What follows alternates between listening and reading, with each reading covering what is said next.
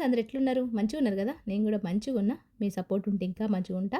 మీరైతే థంబ్‌నెయిల్ చదివిర్రు గదా! మన అనుకున్న వాళ్ళు గాకుండా, మనను ఇష్టపడే వాళ్ళు, మన చుట్టాలు గాకుండా మనకు బయటోళ్ళే సాయమైనా, మాటైనా, ముచ్చటైనా ఉంటది.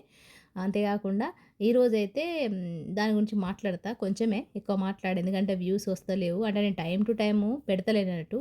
టైమ్ టు టైమ్ పెట్టాలి. ఏ పని చేసినా కూడా టైమ్ టు టైమ్ చేయాలన్నట్టు. చేయకపోయేసరికి వస్తలేవు.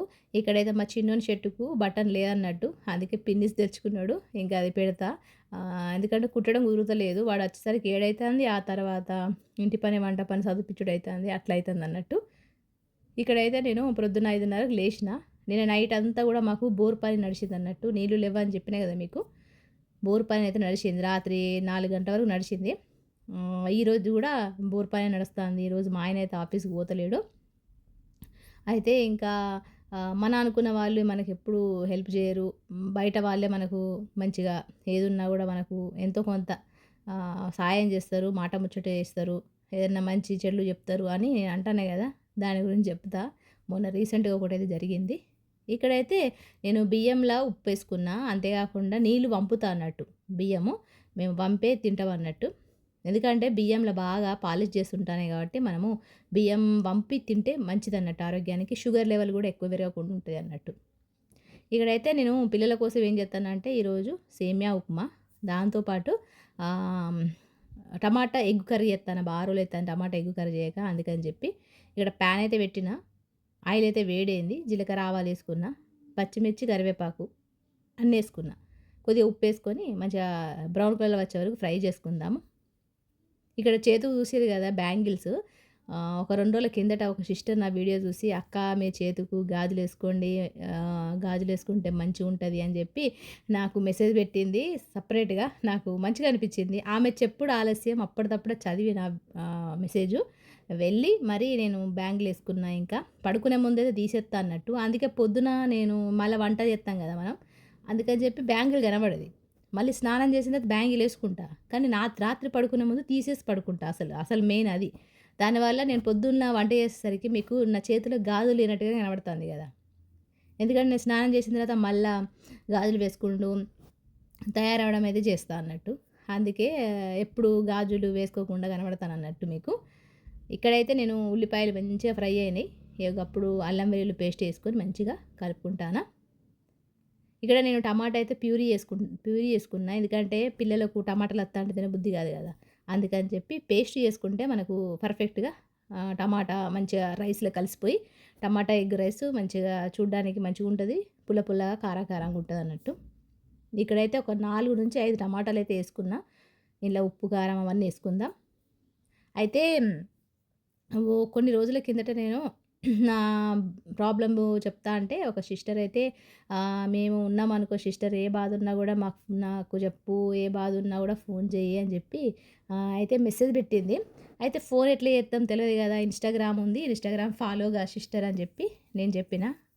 సరే అని చెప్పి ఆమె అయితే ఇన్‌స్టాగ్రామ్ ఫాలో అయింది. నిజంగా అది ఆ రోజే చెప్పాలనుకున్నా కుదరలేదన్నట్టు.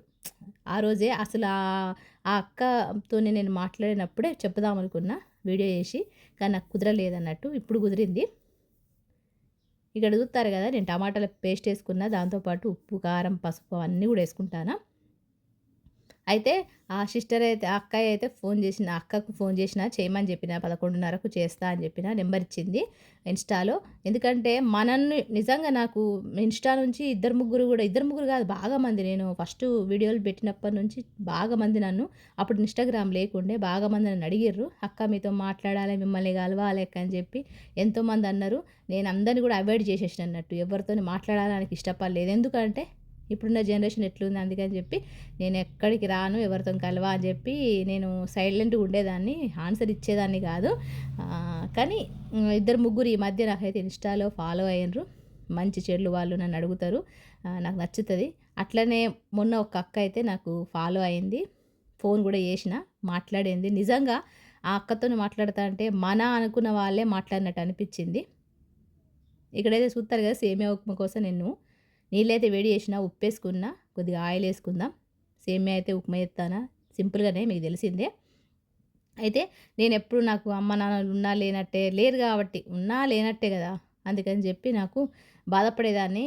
ఆ బాధ విని అట్లేమనుకోకు అని చెప్పి ఫోనయితే చేసింది. ఆమెకు ఇద్దరు కొడుకులన్నట్టు. హస్బెండు కొంచెం హార్ట్ ప్రాబ్లమ్ వచ్చి 2 సంవత్సరాల కిందట చనిపోయిండంట. అత్తమామలనే చూసుకుంటాంది. అత్తమామలు కూడా వయసు వచ్చిన వాళ్ళే. అంటే పెద్దవాళ్ళన్నట్టు ఇంట్ల. వాళ్ళని చూసుకుంటూ, వాళ్ళ ఇద్దరు పిల్లల్ని చూసుకుంటూ ఆమె జీవితం గడుపుతాంది. అట్లా అంటే ఆమె స్టోరీ చెప్పిందన్నట్టు. నాకు నిజంగా అట్లా చెప్పిన తర్వాత నేను మస్తు బాధ అనిపిచ్చింది. ఎందుకంటే మనం అనుకుంటాం మనకే ఎక్కువ బాధలున్నాయని చెప్పి. కానీ ఎదుటి వాళ్ళకి గూడా ఇంకా మనకు తెలవని వాళ్ళకి గూడా బాగా బాధలుంటాయని నాకు అనిపిచ్చింది. ఎందుకంటే వాళ్ళకు ఒక కొడుకున్నాడు. పెద్ద కొడుకు బెంగుళూరు చదువుకుంటాడట. చిన్న కొడుకొచ్చేసి ఆమెతోనే ఉంటాడు. ఇంటర్ చదువుతాడంట.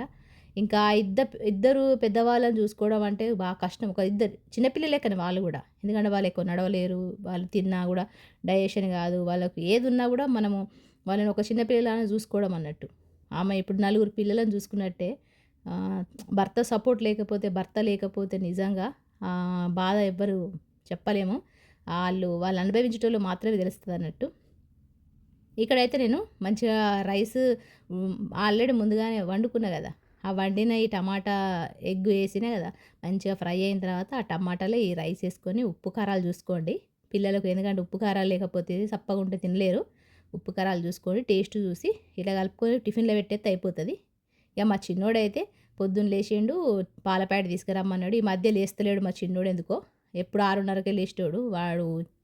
వాడే లేచేటోడన్నట్టు. ఈ మధ్య లేస్తలేడు. మొన్న మార్క్స్ కూడా తక్కువొచ్చినాయి. చదువు మొత్తానికి పడిపోతుందన్నట్టు. ఏవో గట్లయితున్నది. ఇగ ఇక్కడైతే ఏదో కావాలని అంటాండు. ఇగ మొత్తానికి 7 అయితాంది. 7:30కే వాళ్ళు పోవాలే. ఇంక మా పెద్దోడు స్నానానికెళ్ళిండు. ఇగో గిట్లయితున్నది. అయితే ఆ అక్క మాట్లాడిన తర్వాత నిజంగా నా బాధ అంటే ప్రతి ఒక్క మనిషికి బాధలుంటాయి. బాధలున్నప్పుడే మనకు మన జీవితం మీద మంచి విలువుంటది. మన జీవితానికి విలువుంటది. అంతేకాకుండా కష్టానికి ఒక అర్థం ఉంటదన్నట్టు. కష్టం పడ్డప్పుడే గదా! సుఖానికి విలువ అర్థమైతది. సుఖానికి ఒక అర్థం ఉంటది. లేకపోతే కూర్చున్న జాగాలనే మనకు అన్నీ అచ్చిపెట్టి, అన్నీ ఉంటే, అన్నీ దొరికితే ఇగ మనమేం ఆనందపడతాం? మనమేం దాని విలువ గూడా తెలవదన్నట్టు. ఇయాలైతే మా ఆయన ఇంట్లోనే ఉంటాండు. అంటే బోర్ పని మీద. పిల్లలు స్కూలుకెళ్ళిపోయిన తర్వాత ఇగ మా ఆయన నేను ఇద్దరం కలిసి టిఫిన్ తిన్నాం.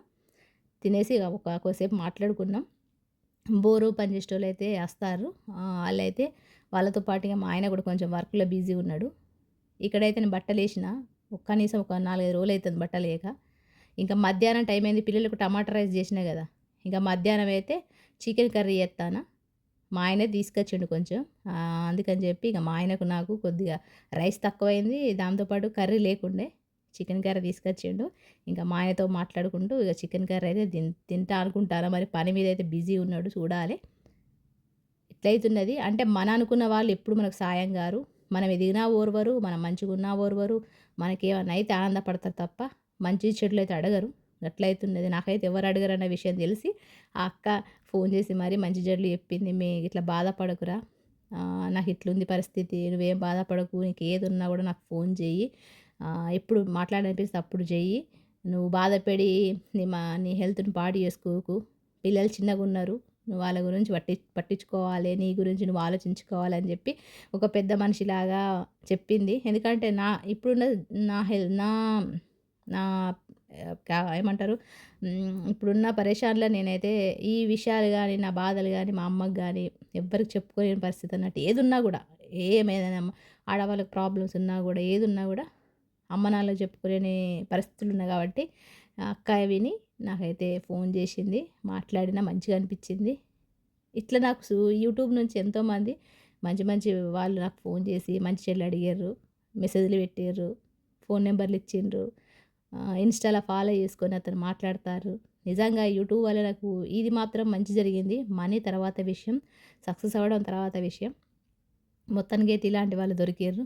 మొన్న రీసెంట్‌గా లైవ్‌ల ఒక రాజు అన్న అతనని కూడా దొరికిండు. అతను కూడా మంచిగా మాట్లాడుతాండు ఆ అన్న. అట్లయితున్నది. ఇక్కడ చూస్తారు కదా! మా ఆయన కోసం, నా కోసం చికెన్ కర్రీ అయితే చేసుకుంటానా. చికెన్‌లో కొద్దిగా ఉప్పు, కారం అవన్నీ ఏసిన.